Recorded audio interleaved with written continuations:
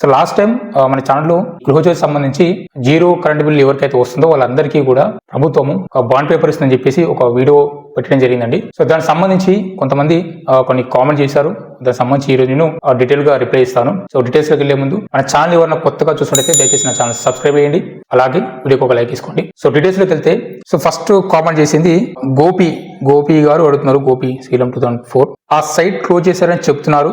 Municipal office లో నెలల తరబడి తిరిగి చిరాకు వచ్చింది. సుమారు 10 సార్లు పైన అప్లై చేశా అని అడుగుతున్నారు. సో కరెక్ట్ అండి, అది మున్సిపల్ ఆఫీస్ అంటున్నారు కాబట్టి అంటే మున్సిపల్ సంబంధించిన ఏరియా అనుకుంటే ఇది. సో మీ మున్సిపల్ ఏరియా సంబంధించి మీ ప్రతి వార్డుకు కూడా ప్రజాపాలన అనేది ఒక ఆఫీస్ అనేది పెట్టుంటారు.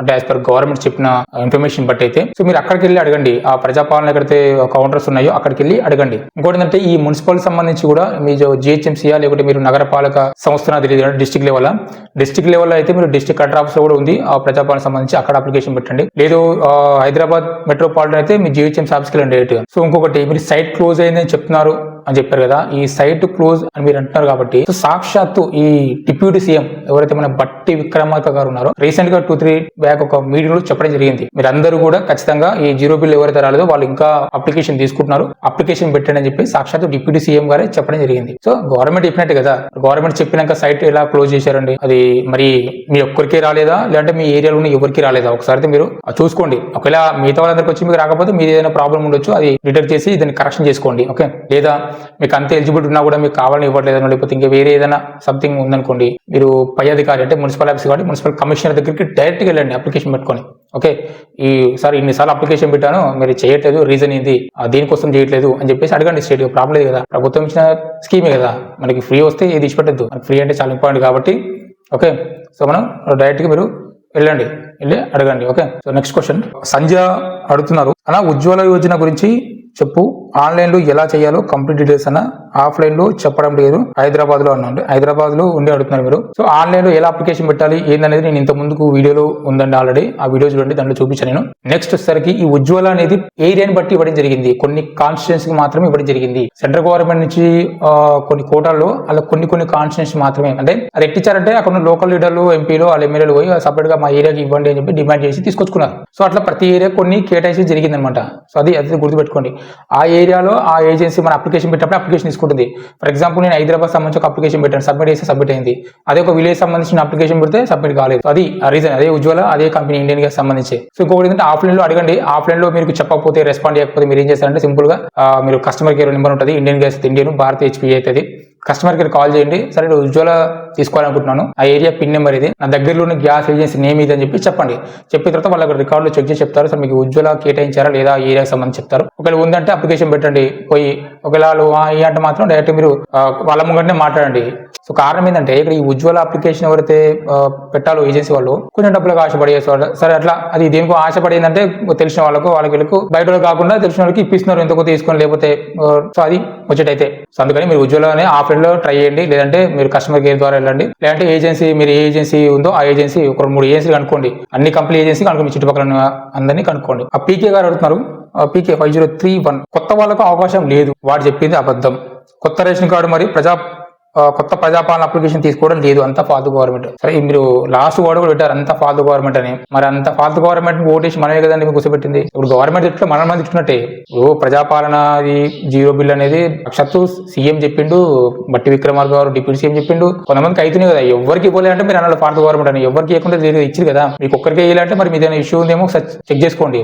ప్రజా దర్బారం పెడుతుంటారు కదా ఇక్కడ ప్రతి సోమవారం గురువారం కలెక్టర్ ఆఫీస్ లో, తెర ఓపుకుంటే అక్కడ పోయి ఒక అప్లికేషన్ ఇవ్వండి, సార్ మరి పరిస్థితి నాకు అన్ని ఎలిజిబిలిటీ ఉన్నాయి, నాకు ప్రజాపాలన అప్లికేషన్ తీసుకోవట్లేదు, రేషన్ కార్డు చేయట్లేదు, జీరో బిల్ చేయట్లేదు, ఏమి చేయట్లేదు అని చెప్పేసి అప్లికేషన్ ఇవ్వండి. మరి మీకు ఎలిజిబిలిటీ ఉంటే చెక్ చేస్తారు. ఒకవేళ మీలాగా ఎవరికన్నా ఇబ్బంది ఉంటే వాళ్ళకు కూడా హెల్ప్ చేసినట్టు అవుతుంది. ఒకవేళ అంటే చేసినా మీరు కామెంట్ చేయండి ఇట్లా జరిగిందని.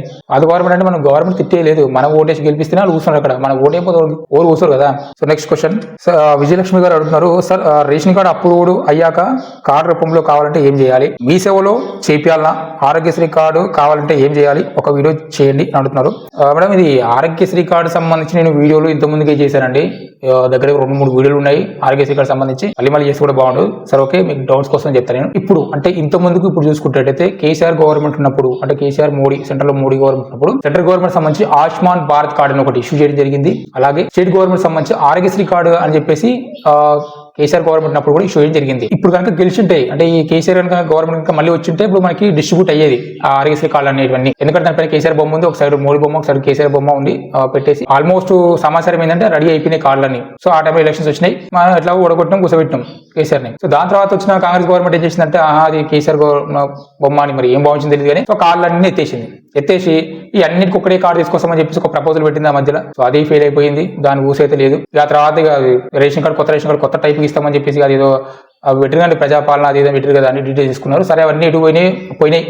సో చివరికైతే మీకు రేషన్ కార్డు కావాలంటే ఆన్లైన్ లో కొడతారు కదా రేషన్ కార్డు, అదే రేషన్ కార్డు, ఇంకా కొత్త రేషన్ కార్డు అయితే లేదు. ఆన్లైన్ ఉన్న రేషన్ కార్డు మాత్రమే తీసుకోండి కదా, సపరేట్ రేషన్ కార్డు అనేది ఏం లేదు, అందరికి అంతే సపరేట్ అయితే ఏమీ ఇవ్వలేదు. నెక్స్ట్ వచ్చేసరికి ఆరోగ్యశ్రీ కార్డు అన్నారు కాబట్టి ఆరోగ్యశ్రీ కార్డు కూడా ఏం లేదండి. ఇంత ముందుకి ఏంటంటే ఒక 6 months బ్యాక్ ఏంటంటే ఆరోగ్యశ్రీ కార్డు సంబంధించి మనకి సైట్ ఉండేది, ఆ సైట్ లో మన రేషన్ కార్డు నెంబర్ కొడితే డీటెయిల్స్ కనబడేది. ఇప్పుడు అవి కూడా కనబడలేదు, అవి కూడా ఎత్తేసారు. నిజంగా ఆరోగ్యశ్రీ కార్డు అనేది హాస్పిటల్ నడుస్తుందా లేదా అనేది కూడా పక్కా సమాచారం లేదు. ఎందుకంటే మనకి ప్రాక్టికల్ తెలుసుకోవాల్సింది, ఎవరన్నా కనుక తెలిసిన వాళ్ళు కనుక రేషన్ కార్డు మీద ఆరోగ్యశ్రీ కార్డు రీసెంట్ గా ట్రీట్మెంట్ తీసుకుంటే వాళ్ళని బట్టి మనం కన్ఫర్మ్ చేసుకోవాల్సింది. అంతమించి అయితే ఎటువంటి ఇన్ఫర్మేషన్ అయితే గవర్నమెంట్ తరఫు నుంచి కానీ ఇంకా వేరే తరఫు నుంచి ఎటువంటి ఇన్ఫర్మేషన్ లేదు. సో ఆరోగ్యశ్రీ కార్డు అనేది సపరేట్ గా అయితే ఏమీ లేదు. ఆయుష్మాన్ భారత్ కార్డు అయితే ఉంది 5 lakhs, అది కూడా తెలంగాణలో మాత్రం లేదు. తెలంగాణ మాత్రం ఎవరికి ఇవ్వట్లేదు. అది కూడా ఈ తెలంగాణ తప్పితే కాంగ్రెస్ గవర్నమెంట్ ఉంది కాబట్టి మిగతా బీజేపీ సపోర్ట్ స్టేట్లో మాత్రం ఆయుష్మాన్ కార్డు అనేది రిలీజ్ చేయడం జరిగింది, చేస్తున్నారు కూడా, కానీ మనకైతే లేదు. సో ఇక్కడ ఏంటంటే గవర్నమెంట్ చెప్పిన విషయం ఏంటంటే మీకు సపరేట్ ఆరోగ్యశ్రీ కార్డు అవసరం లేదు, మీ యొక్క రేషన్ కార్డే ఆరోగ్యశ్రీ కార్డు. ట్యాగ్ అయితే చేయడం జరిగిందండి. ఈ రేషన్ కార్డు డీటెయిల్స్ ని ఆరోగ్యశ్రీ కార్డు అయితే ట్యాగ్ చేయడం జరిగింది. అంటే నేను చూసినంత వరకు సైట్ ఓపెన్ అయినంత వరకు చాలా మంది చెక్ చేసుకున్నారు, చాలా వీడియోలు చెప్పారు ట్యాగ్ చేసిందని. కానీ ఇప్పుడు మళ్ళీ కొత్తగా వచ్చిన వాళ్ళు రేషన్ కార్డు ఏమైనా సవరణ చేసినట్టు కదా, వాళ్ళే కనబడుతున్నారో అంటే అది తెలియదు. ఇక మనకేమన్నా హాస్పిటల్ పోయి జాయిన్ అయిన తర్వాత రేషన్ కార్డు నెంబర్ కొట్టి చూస్తే తెలుస్తుంది ఉందా లేదా అనేది. సో అది మరి ఎందుకంటే ఆన్సర్ అయితే లేదు. ఓకే, సో రేషన్ కార్డు అయితే మీరు రేషన్ కార్డు అన్నారు కాబట్టి రేషన్ కార్డు సంబంధించి ఇది గవర్నమెంట్ ఇచ్చింది ఏం కాదు. సో ఇది నేను ఒక దగ్గర తీసుకున్నది, ఇది పీవీసీ రేషన్ కార్డు అంటే ఇది. ఓకే, సో ఇక్కడ మనకి ఫ్యామిలీ మెంబర్ డీటెయిల్స్ ఉంటాయి, ఇక్కడ సైడ్ మన రేషన్ కార్డు అన్ని డీటెయిల్స్ ఉంటాయి. ఇది పీవీసీ కార్డు అంటే ఇది రేషన్ కార్డు సంబంధించి. పెద్ద కార్డు కూడా వస్తుంది, పేపర్ మీద పెట్టి తీసుకొని దాన్ని కట్ చేసుకొని లామినేషన్ చేసుకోవచ్చు పెద్ద కార్డు. లేదు ప్యాకెట్ సైజ్ లో రేషన్ కార్డు కావాలంటే ఇట్లా ఉంది. సో నీట్ గా ఉందండి, ప్రతి డీటెయిల్స్ కనబడుతున్నాయి. జిరాక్స్ లో కూడా నీట్ గా కనబడుతుంది పీవీసీ కార్డు అనేది. సో మన ప్యాకెట్ లో ఉంటుంది, మనం సేమ్ ఐడి కార్డు లెక్కనే పెట్టుకొని కూడా తిరగవచ్చు దీన్ని. సో అందరు ఇవ్వకపోవచ్చు, అందరికి నాలెడ్జ్ ఉండకపోవచ్చు పీవీసీ కార్డు మీద. దీని కింద కొంచెం సపరేట్ సాఫ్ట్వేర్ ఉంటుంది. సో ఇది అందరు తెలియకపోవచ్చు, ఒక తెలుసుంటే తీసుకోండి. ఎక్కడన్నా డీటెయిల్స్ అయితే ఉన్నాయి పీవీసీ కార్డు మీద అయితే, ప్యాకెట్ రూపంలో ఉంటుంది. మనకి ఎక్కడ కావాలన్నా ఒక పెద్ద కావాలన్నా సరే నెంబర్ చెప్తే, ఎందుకంటే నెంబర్ గుర్తుంటుంది ఆల్మోస్ట్, నెంబర్ గుర్తుంటుంది కాబట్టి నెంబర్ ఇక్కడ చెప్పినా ఆన్లైన్ లో ప్రింట్ తీసుకోవచ్చు. కాబట్టి ఇక్కడ జిరాక్స్ ఇవ్వాలన్నా ఇది కూడా జిరాక్స్ ఇవ్వచ్చు, మంచిగా కనబడుతుంది నీట్ గా. రేషన్ కార్డు నెంబర్, డిస్ట్రిక్ట్ అన్ని కూడా నీట్ గా కనబడుతున్నాయి. ఇవి కూడా ఇవ్వచ్చు. పీవీసీ కార్డు అనేది ప్యాకెట్ చిన్నగా ఉంది, నీట్ ఉంది. ఇది కూడా అంటే పెద్ద కార్డు తీసుకోవచ్చు. ఇది ఆన్లైన్ డీటెయిల్స్ అన్ని మనం ఒక సాఫ్ట్వేర్ లో కొడితే ఇట్లా పీవీసీ కార్డు కింద ఇట్లా కన్వర్ట్ అయిపోతుంది ఆ సైజ్ కి. సో దీన్ని పీవీసీ కార్డు కింద తీసుకోవచ్చు. ఓకే, సో ఇది ఒక ప్లస్ పాయింట్ అయితే ఉంది. సో ఆన్లైన్ ఉన్నది, సేమ్ ఆన్లైన్ ఉన్నది, ఇది వేరేది ఏం కాదు, గవర్నమెంట్ ఇచ్చింది ఏం కాదండి, ఇది ప్రైవేట్ది, మనం చేయించుకున్నది ఇది. సో ఇట్లుంటే బాగుంటుంది అన్నట్టుగా. ఎందుకంటే ఇక్కడికి వెళ్ళినా సరే మనకి రేషన్ కార్డు నెంబర్ కావాలన్నా, లేకపోతే రేషన్ షాప్కి వెళ్తే కూడా అదే స్టార్ట్ పడుతుంది, అంత పెద్ద కాగితం ఎందుకు జేబులో ఉంటుంది, అది పెట్టుకొని అక్కడ చూపించినా తీసుకోవచ్చు. ఎక్కడైనా మనం దూరం వెళ్ళినా సరే మన రేషన్ కార్డు డీటెయిల్స్ కావాలన్నా, మన రేషన్ కార్డు నెంబర్ కావాలన్నా సరే, ఎమర్జెన్సీ కూడా ప్యాకెట్ లో ఉంటుందంటే హాస్పిటల్కి వెళ్ళినా సరే ఒక ఎమర్జెన్సీ అనేది ఉంటుంది. సో ఎమర్జెన్సీ కన్నట్టే ఇది ఎమర్జెన్సీ కార్డు. మన ఐడి కార్డు ఎట్లా పెట్టుకుంటామో, ఇప్పుడు ఆధార్ కార్డు ఎట్లా చిన్న కార్డులకి వేసుకుంటామో, రేషన్ కార్డు కూడా ఒక పీవీసీ కార్డు రూపంలో పెట్టుకొని తిరగవచ్చు, నో ప్రాబ్లం. ఇది కూడా ఒక ఐడి ప్రూఫే కదా. సో అట్లా రేషన్ షాప్ అయినప్పుడు కూడా ప్రతి షార్ట్ పడుతుంది పట్టుకోవాల్సిన అవసరం లేదు, ఇది పెట్టినా నడుస్తుంది. అన్ని డీటెయిల్స్ కూడా నీట్ గానే ఉన్నాయి, అన్ని డీటెయిల్స్ కూడా కనబడుతున్నాయి. ఇట్లా వీళ్ళైతే చేయించుకోండి, మీ దగ్గర అవైలబుల్ ఉంటాయి, తెలిసిన వాళ్ళ దగ్గర చేయించుకోండి, వాళ్ళకి ఐడియా ఉంటేనే చేయించుకోండి, లేకపోతే అవసరం లేదు. ఇది మనం ప్రైవేట్ గా చేయించుకోవాల్సిందే, గవర్నమెంట్ ఇచ్చేది ఏం కాదు ఈ కార్డు. మరి ఒకసారి చెప్తున్నా, గవర్నమెంట్ ఇస్తుందని చెప్పేసి మళ్ళీ మీరు ఇంకోలాగా అర్థం చేసుకున్నారు. మనం సపరేట్గా చేయించుకునేది ఆ డీటెయిల్స్ని బట్టి కార్డు రూపంలో కన్వర్ట్ చేసుకొని కార్డు కింద తీసుకోవడం కంఫర్ట్ కోసం అంతే. సో ఇది ఆన్లైన్లో తీసుకున్న కార్డు ఈ రూపంలో ఉన్న ఒకటే, అన్ని ఎలిజిబిలిటీ. ఓకే, సో ఇది ఓకేనా. మీరు ఆన్లైన్ తీసుకోండి, ఎక్కడ ఉంటే నెట్ సెంటర్ చేసిన నెంబర్ కూడా నెంబర్ వచ్చేటట్టు అదే ration card. Separate ration card అయితే ఏం లేదు. ఇంకో బ్రదర్ కాంపిటేటర్ డీజీ లాకర్లు అన్ని ఉంటాయని చెప్పి డీజీ లాకర్లు ఏముండవు. డీజీ లాకర్లు అనేది అదొక లాకర్, మనం దాంట్లో దాచిపెడితేనే ఉంటాయి, కొత్తగా ఏముండవు.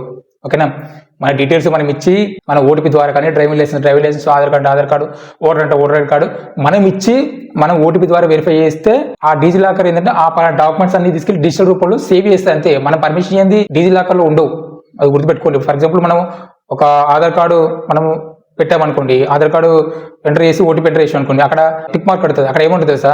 సో ఈ ఆధార్ కార్డు లింక్ ఉన్న డాక్యుమెంట్స్ అన్ని కూడా మీరు దీంట్లో డిజిలాకర్ సేవ్ చేయడానికి రెడీ ఉన్నారని చెప్పి అడుగుతా క్వశ్చన్ ఒకసారి చదవండి. సో ఆధార్ కార్డు లింక్ ఉన్న డాక్యుమెంట్స్ అన్ని కూడా దీనికి లింక్ అయ్యి డిజిలాకర్లో పెట్టు అని చెప్పి మనం పర్మిషన్ ఇస్తే అది ఓకే ఇస్తుంది. లేదు నాకు రేషన్ కార్డు ఒకటే ఉండని అంటే రేషన్ కార్డు, అది ఆధార్ కార్డు ఒకటే ఉండి అంటే ఆధార్ కార్డు ఒకటే వస్తుంది. లేదు నాకు పాన్ కార్డు ఒకటే ఉండని అంటే పాన్ కార్డు ఒకటే వస్తుంది. ఓటర్ కార్డు ఒకటే ఉండని అంటే ఒకటి. మనం ఇస్తే పర్మిషన్ అంటే మనం దాచిపెడితే డిజిలాకర్, దాంట్లో కొత్తగా ఏమి ఉండదు. ఎవరో బ్రదర్ కామెంట్ పెట్టారు కాబట్టి చెప్తున్నాను.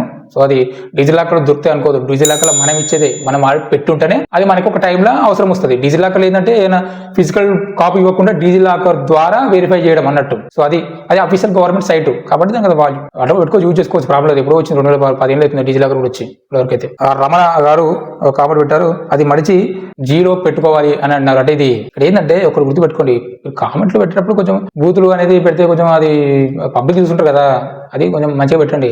మన గవర్నమెంట్ నచ్చకపోతే ఏం చేస్తాం, ఇప్పుడు కాకపోతే నెక్స్ట్ ఎలక్షన్ మార్చేస్తాం, దానికి ఏం ప్రాబ్లం లేదు. మా అంటే 3 ఏళ్ళు గడిచిపోయింది, ఇంకో 2 ఏళ్ళు వెయిట్ చేస్తాం, ఆ తర్వాత దిబ్బేసుకుంటాం అంతే. ఈ నచ్చపోతే ఆయన నచ్చపోతే ఆయన ఎవరు మారుస్తుంటాం. ఇంకోటి ఏంటంటే గవర్నమెంట్ ఏం చెప్పింది, స్కీమ్స్ ఏమైనా ఇస్తే దాన్ని బాండ్ పేపర్ మీద మేము ఇస్తామని చెప్పింది కదా, అన్నట్టుగానే బాండ్ పేపర్ మీద ఇస్తుంది. ఆ ₹3 అనుకుంటా బాండ్ పేపర్ మీద లెటర్ హెడ్ టైప్ ఉంది, అది ఇస్తుంది కదా. తప్పేముంది అట్లా, దీన్ని అది మర్చిలో పెట్టుకోవాలంటే అది కరెక్ట్ కాదు. నచ్చపోతే మీరు ఓటు వేయకండి. మనం ఓటు వేస్తేనే ఉన్న గవర్నమెంట్ అది, మనం ఓటు అయిపోతే ఉంటారు కదా. సో కామెంట్ చేసినప్పుడు దయచేసి కొంచెం నీట్ వర్డ్ యూజ్ చేసి అడగండి దయచేసి, నా రిక్వెస్ట్ ఇది. అంతేనండి ఇలాంటి video. And thank you for watching. జై హింద్.